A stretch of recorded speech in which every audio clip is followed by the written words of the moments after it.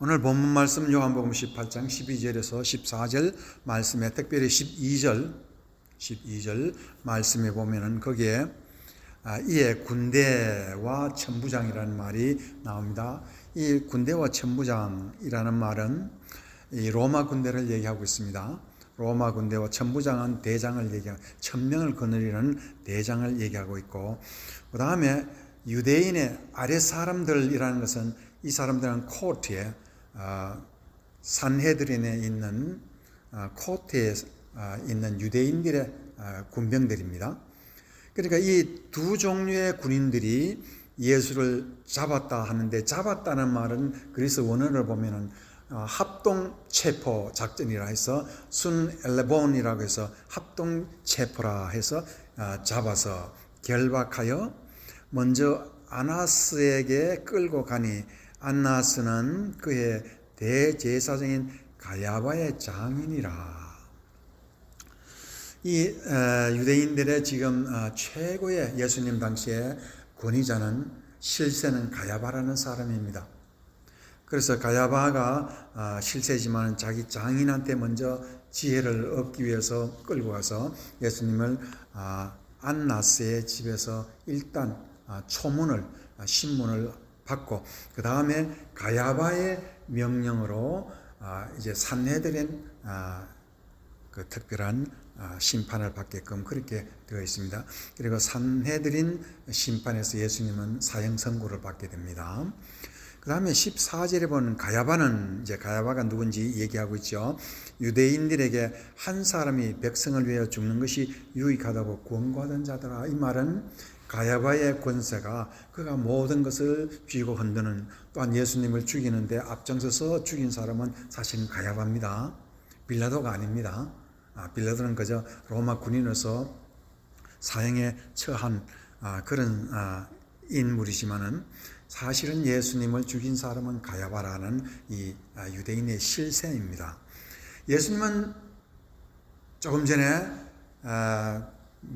며칠 전에서 참으로 놀라운 땀을 흘리는데, 피와 같은 땀을 흘리는데 기도를 3번 똑같은 기도를 드렸습니다. 그 기도가 3번 드렸는데, 그 3번의 기도는 오늘 우리가 예수님이 3번의 법정을 통과했다는 말과 비슷한 뜻으로 예수님이 그 3가지의 법정을 두고 기도했다라고도 볼 수가 있습니다.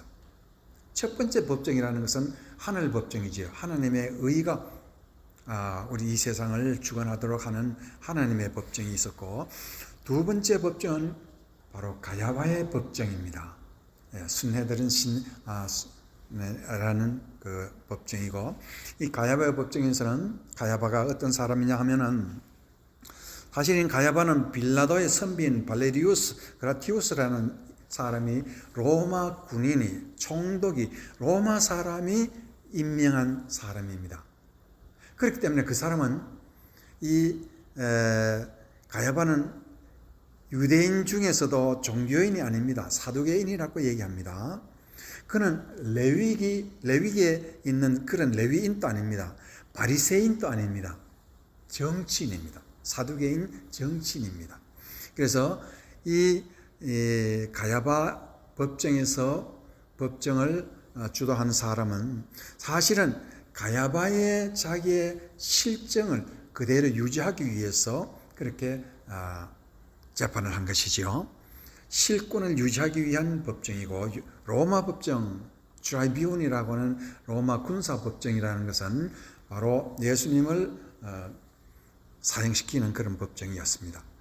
그래서 3가지의 법정에서 우리가 알 수 있는데, 예수님은 특별히 이 가야바의 법정에서 사형 선고를 받고, 로마 법정 군인 트라이뷴 군사 법정에서 사형을 받았다. 이렇게 3가지 법정에 대해서 우리가 말을 할 수가 있습니다. 그러면은 오늘 예수님이 죄도 없이 이 땅에 오셔서 이렇게 가야바라는 제사장도 아니면서도 가짜 제사장이 진짜 대제사장인 예수를 죽이신 이유가 무엇이며, 하나님은 또 그와 같은 이 세상의 위선, 거짓 이런 것들이 행행할 수 있도록 내버려 두시는 이유는 무엇이냐? 오늘 여기서 우리가 하나님께서 우리에게 주시는 놀라운 진리 하나를 깨닫고자 하는 것입니다. 그 진리는 바로 무엇이냐 하면은 첫 번째, 한 사람이 죽는 것이 유익한 이유는 예수님이 이 땅에 오셔서 처음 우리에게 설교하실 때 천국이 가까워왔느니라.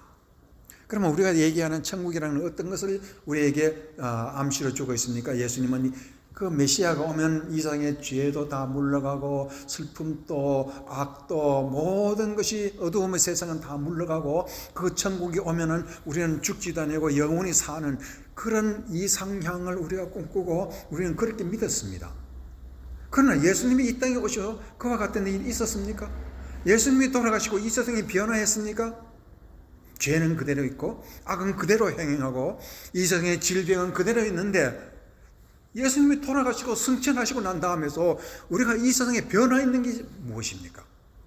이 세상에 정말 변화가 있었습니까? 없습니다. 그러면 예수님은 그냥 헛되게 죽으셨다는 얘기입니까? 도대체 예수님이 죽으신 이유가 뭐냐? 사람이 백성을 위해서 죽은 이유가 뭐냐? 우리는 그것을 정말로 뼈저리게 깨닫고 가야 됩니다. 예수님이 죽으신 이유는 우리를 죄를 대신해 돌아가시고 그에게 죄를 용서받은 사람은 하나님 앞에서 의를 받는다라고 말씀하셨습니다. 도대체 의가 무엇이며 용서가 무엇인지 이 세상 것은 하나도 바뀌어지지 않고 아픈 사람은 그대로 아프고 병든 사람은 그대로 알아있고 악한 사람은 자기 마음대로 돈을 벌어서 이 세상 사람보다 더 잘났다고 뻐기고 있는 이 세상에서 정말로 변한 것이 무엇이냐는 것입니다. 그런데 하나님께서는 천국이 이 땅에 또 왔다 하시고 우리에게 죄를 용서해 주신다고 예수 그리스도를 우리를 위해 돌아가신 예수님을 믿으면 죄를 용서해 주신다 하시고 의를 주신다 하는데 의의 뜻을 우리가 때로는 몰라서 예수님을 오해할 때가 많습니다. 그래서 오늘 우리에게 중요한 것은 도대체 구원이라는 의는 무엇이냐? 구원이라는 의는 무엇이냐는 것입니다. 그 말은 의와 구원이라 하는 것은 다름 아닙니다. 하나님은 이 세상 거짓과 죄와 병과 이러한 것들을 없애고자 하시는 것이 아니라 그대로 두고 어떻게 살라고요? 의롭게 살아라. 그럼 의롭게 사는 건 뭐냐? 판단력을 가지고 살아라는 것입니다. 하나님이 우리에게 주신 오직 유일한 하늘나라의 천국의 선물이라는 것은 판단력 하나 바로 가져가는 것입니다. 세상과는 변할 것이 없습니다. 오직 한 가지 변한 것이 있으면 하나님이 주신 우리의 마음속에 판단력, 의라는 판단력입니다. 그것으로 이 세상 승리하고 살아라. 계시록 2장 8절에 보면 귀 있는 자는 성령이 교회들에게 하시는 말씀을 들을지어다. 이기는 그에게는 내가 하나님 나라의 낙원에 있는 생명나무의 열매를 주어 먹게 하리라. 계시록에는 에베소 이하 7교회에게 즉 그것은 전 세계 교회를 두고 모든 성도들을 두고 얘기하는 것입니다.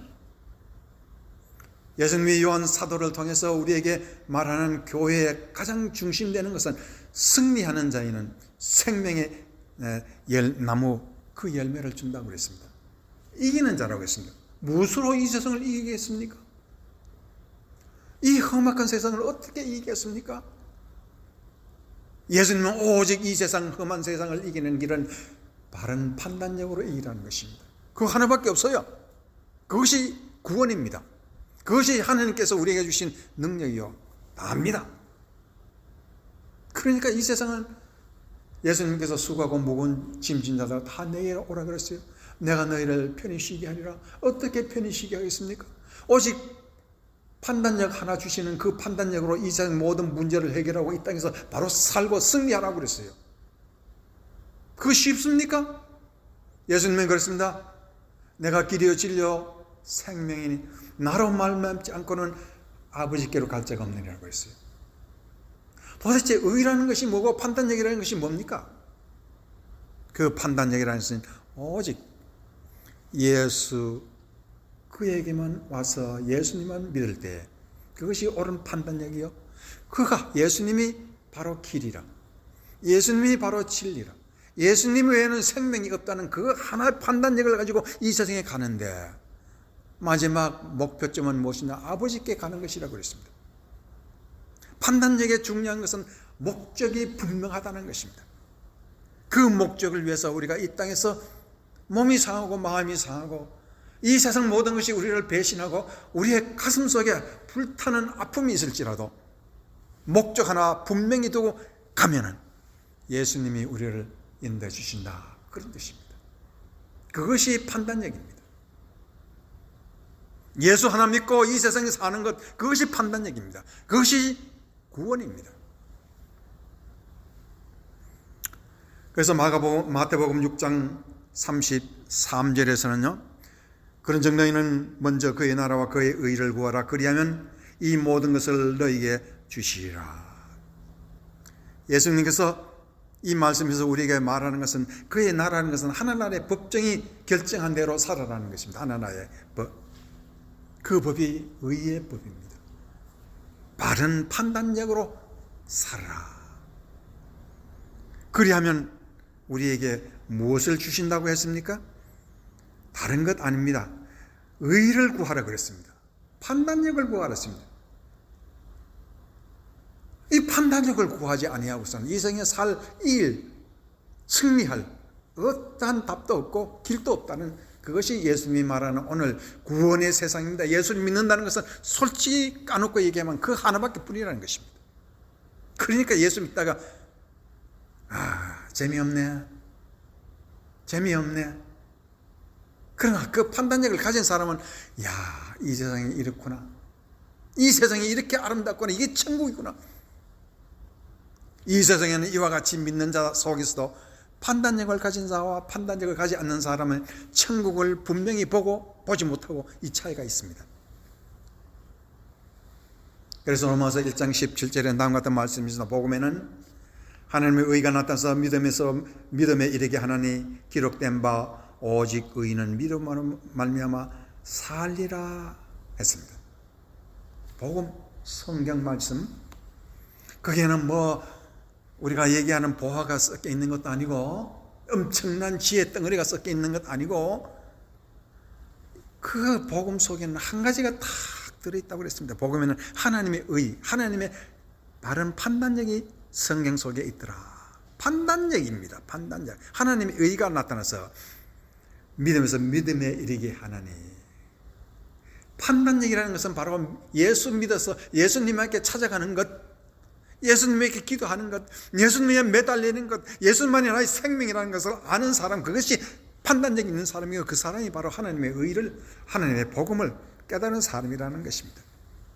우리가 역사에서 보시면 노아라는 사람도 그 판단력 하나로 심판의 홍수 속에서 살아난 사람이지요. 아브라함은 축복이 과연 무엇인가를 깨달은 사람입니다. 그것은 바로 믿음으로 판단력 하나를 가지고 살았기 때문에 그의 자녀들이 엄청난 하늘의 별과 같이 이 세상에 모래 알처럼 많은 복을 받았다라고 우리는 말하고 있습니다. 창세기 3장 5절에 보면 너희가 그것을 먹는 날에 너희 눈이 밝아져 하나님 같이 되어 선악을 알 줄 하나님이 아심이라. 이 말은 뭐냐 하면은 사단이 하와 여자에게 말했습니다. 그 동산 가운데 있는 거 선악과는 보지도 말고 먹지도 말고 손대지도 말아라 그랬는데, 아주 분명하게 3장 5절에는 뱀이 여인에게 말했습니다. 그것을 먹는 날에는 너희 눈이 오히려 밝아져서 하나님처럼 선악을 분별할 줄 알게 되리라 했지만, 이 말은 완전히 거짓말입니다. 그러나 하와와 아담은 거짓말을 믿었습니다. 거짓말을 믿었기 때문에 그들에게는 판단력이, 그때부터 인류의 모든 마음속에 있어야 할 판단력이 없어졌습니다. 의의가 없어졌습니다. 그렇기 때문에 전 인류가 판단력 없는 인생을 살아갔기 때문에 여러분이 아시는 바와 같이 홍수와 같은 그런 처참한 이 세상 인류 역사가 일어난 것입니다. 그러면 그 의의는, 그 판단력은 언제 돌려받느냐? 예수님이 우리를 위해 돌아가신 그때부터 우리에게 예수님을 주셔서 예수님을 믿을 때 성령님이 우리의 가슴 속에 오시고 성령님이 주시는 의, 판단력, 이때서 바로 우리에게 주시는 이 아담, 이브가 잃어버리는 판단력 이제 받는 것입니다.